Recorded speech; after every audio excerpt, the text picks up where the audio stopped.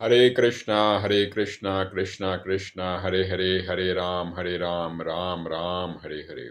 इस प्रकार से हम लोग भागवत महापुराण के 102 102nd episode of 10 minutes series तक पहुंच गए हैं। आगे बढ़ने से पहले हम लोग इस्कॉन के फाउंडर आचार्य AC भक्ति वेदांत स्वामी प्रभुपाद जी का बहुत बहुत आभार और धन्यवाद व्यक्त करना चाहते हैं।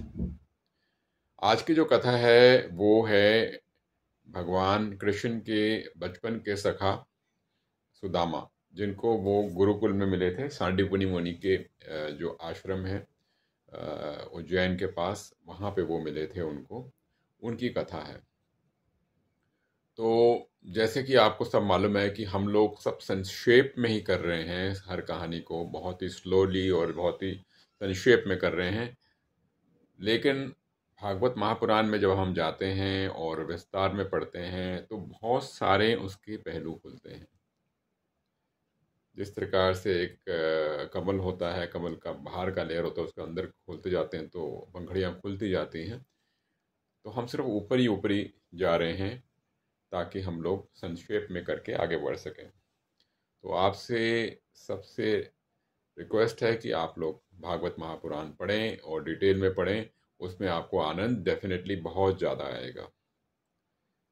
तो ऐसा था कि भगवान जो थे वो द्वारका में राज कर रहे थे, और दूसरी तरफ जो सुदामा जो थे, सुदामा भक्त जो थे, वो एक ब्राह्मण थे, बहुत गरीब थे और अपने गांव में रहा करते थे। और उनकी जो पत्नी थी, बच्चे थे, वो बहुत ही दरिद्र हालत में थे। उनके पत्नी ने उनको रिक्वेस्ट किया, आग्रह किया कि कृपया करके आप जाएं और अपने मित्र से मिलें, क्योंकि उनका सोच ये थी उनकी पत्नी की कि वो जाएंगे तो कुछ उनके जो दरिद्र हालत है उसमें कुछ सहयोग मिलेगा। लेकिन किसी तरीके से भी सुदामा जी जो थे वो जाना नहीं चाहते थे। वो नहीं चाहते थे कि वो अपने मित्र से कुछ मांगे, या मित्र को किसी तरीके से भी उनको अंदेशा हो कि उनको किसी तरीके से चाहिए। वो चाहते थे कि जो उनका जो रिश्ता है वो मित्रता का ही बना रहे। तो ये एक कारण था। तो लेकिन किसी प्रकार से वो उनकी जो पत्नी की हैं उनको इंसिस्ट करती हैं और वो जाते हैं। और जाने से पहले वो कहते हैं कि भाई मैं जाऊंगा तो मेरा मित्र कहेगा कि मेरे लिए क्या लाए हो, तो कुछ ले जाना ज़रूरी बनता है। तो उनकी पत्नी क्या करती हैं, उनके घर में चावल भी नहीं होते हैं, तो वो चावल 3-4 घरों से चावल लेके, थोड़ा थोड़ा मुट्ठी मुट्ठी भर चावल लेके एक पोटली में बांध के उनको दे देती हैं। वहाँ पहुँचते हैं तो भगवान जो हैं बैठे होते हैं, भोजन कर रहे होते हैं। जब उनको मालूम पड़ता है कि उनका मित्र आया है, वो भागे भागे जाते हैं, द्वार पे उनको स्वागत करके लेके आते हैं, उनके चरणों को जल से धोते हैं। सब के सब जितनी भी रानियां होती हैं देख के सब अचंभा हो जाते हैं कि ये कौन आया है, और भगवान उनकी काफ़ी सेवा करते हैं। तो इस प्रकार से सुदामा जी की कथा आगे बढ़ती है।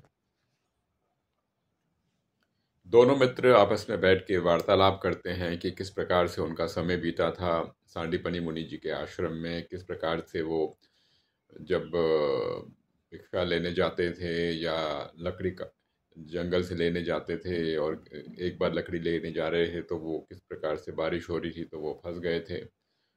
और सुदामा के पास कुछ चने थे, लेकिन वो चने खुद ही खा लेते हैं, उनको देते नहीं है, क्योंकि उस चने पे एक शराप लगा होता है कि जो भी उस चने को खाएगा वो दरिद्र हो जाएगा। तो सुदामा जी ने वो चने खुद खा लिए थे ताकि वो शराब का प्रभाव उनके ऊपर पड़े, ना कि कृष्ण के ऊपर पड़े। भगवान तो सब कुछ जानते थे। तो भगवान ने उनसे पूछा कि मेरे लिए तुम क्या लाए हो। तो वो बताते हैं कि भाई, पहले तो छुपाते हैं, कुछ बताते नहीं हैं। फिर भगवान को समझ आया था कि हाँ ये पोटली है। वो पोटली पीछे छुपाए होते हैं, पोटली ले लेते हैं। और पोटली में देखते हैं कि चावल हैं। उनको देख के मालूम पड़ जाता है कि अलग अलग 4 जगहों से चावल हैं, टूटे हुए चावल हैं। उनको सब समझ आ जाता है, लेकिन उसको बड़ी चेष्टा के साथ, बड़े आदर के साथ, बड़े भाव के साथ भगवान उसको खाते हैं। भगवान की जो रानियां हैं, रुक्मणी जी हैं, वो सब वो मांगती हैं कि हमें भी दीजिए, हमें भी दीजिए। तो हमें समझ ये आता है कि भगवान जो हैं प्रेम को देखते हैं, भावना को देखते हैं, ना कि जो उनका भक्त है उसकी आर्थिक स्थिति क्या है। तो सुदामा जी फिर वापस चले जाते हैं। वापस जाते हैं तो उनका झोपड़ी जो होती है वो नहीं देखते हैं। वहाँ पे कृष्ण भगवान ने उनके लिए बहुत बड़ा भव्य महल बना दिया होता है, उनके परिवार को संपन्न कर दिया होता है। लेकिन इन सब चीज़ों से दूर होके भी सुदामा जी हमेशा अपने ब्राह्मण धर्म का पालन करते रहते हैं, भगवान के हमेशा याद करते रहते हैं, भगवान का नाम का जाप करते रहते हैं, अपने नियमों का पालन करते रहते हैं। इस प्रकार से हमें मालूम पड़ता है कि किस प्रकार से ईश्वर परमात्मा हरि नारायण कृष्ण जो है भावना के भूखे हैं और वो भावना का हमें सम्मान करते हैं। एक कथा आती है जिसमें कि कुरुक्षेत्र में पूरे भारतवर्ष के जो लोग हैं जमा हो रहे होते हैं। वहाँ पे सूर्य ग्रहण हो रहा होता है। तो सूर्य ग्रहण में स्नान करने के लिए कुरुक्षेत्र के सरोवर में सब लोग आ रहे होते हैं। नंद महाराज भी वहाँ पहुँचते हैं, ब्रजवासी भी उनके यहाँ पहुँचते हैं, कृष्ण भगवान भी पहुँचते हैं। तो उन्हें मालूम नहीं होता है कि आए हुए हैं। तो वहाँ पे यज्ञ चल रहा होता है, भव्य यज्ञ चल रहा होता है। दूर से ही जो ब्रजवासी हैं, नंद महाराज जो हैं, वो कृष्ण के दर्शन करते हैं। जब कृष्ण भगवान को मालूम पड़ता है कि ब्रजवासी आए हैं, नंद महाराज आए हैं, तो वह दौड़े दौड़े जाते हैं उनके दर्शन करने के लिए। वहाँ जाके वो उनके दर्शन करते हैं नंद महाराज के, और यशोदा मैया के दर्शन करते हैं। वो उनको बहुत प्रेम करते हैं, बलराम जी को भी और कृष्ण को, उनको गले लगा लेते हैं। और फिर कृष्ण जो हैं वो गोपियों के दर्शन करते हैं और सबसे मिलते हैं। उधर द्रौपदी जो हैं वो पूछती हैं कि कृष्ण से कि कौन कौन उनके किस जिनके साथ शादी हुई है। और जो 8 उनकी प्रमुख जो रानियाँ होती हैं, जिसमें रुक्मणी, सत्यभामा और जमवती, कालिंदी, मित्रवंदी, सत्या, भद्र तथा लक्ष्मणा होते हैं, उन सब से वो एक एक करके द्रौपदी जो है मिलती हैं। उधर रोहिणी देवी भी होती हैं, जो 16,100 रानियां होती हैं, जिनको वो रिप्रेजेंट करते हैं, जिनको वो लेके आए थे कृष्ण भगवान नरकासुर का वध करने के बाद।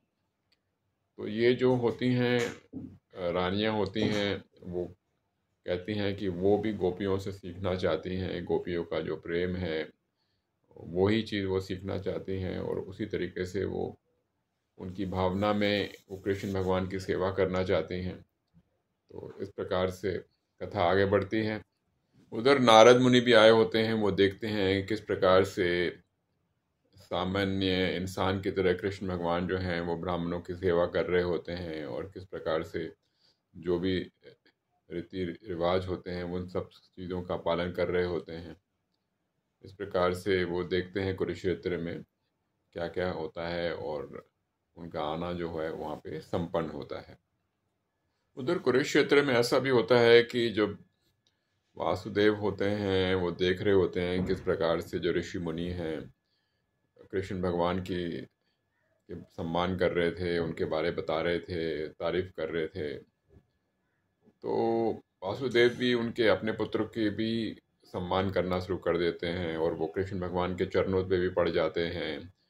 और कृष्ण भगवान जो होते हैं उनको इसका बड़ा हिजक होता है, और वो चाहते हैं कि उनके जो माता पिता हैं उनको ईश्वर की तरह ना माने, बल्कि एक साधारण से पुत्र की तरह ही माने।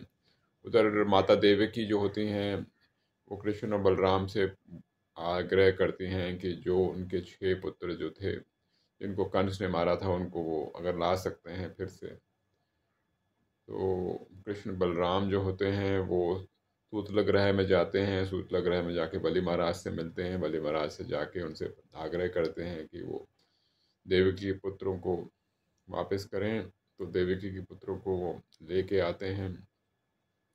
देवी की माता उनको मिलके बहुत ही भाव विभोर हो जाती हैं, और उनको अपने स्तन से उनको दूध का पान कराती हैं। और इसके करने से जो वो 6 पुत्र होते हैं वो अपने पहले के पूर्ण देवता के जो रूप में है वो आ जाते हैं, और वो अब स्वर्ग लोक में चले जाते हैं। हरे कृष्ण कृष्ण कृष्ण हरे हरे, हरे राम राम राम हरे हरे।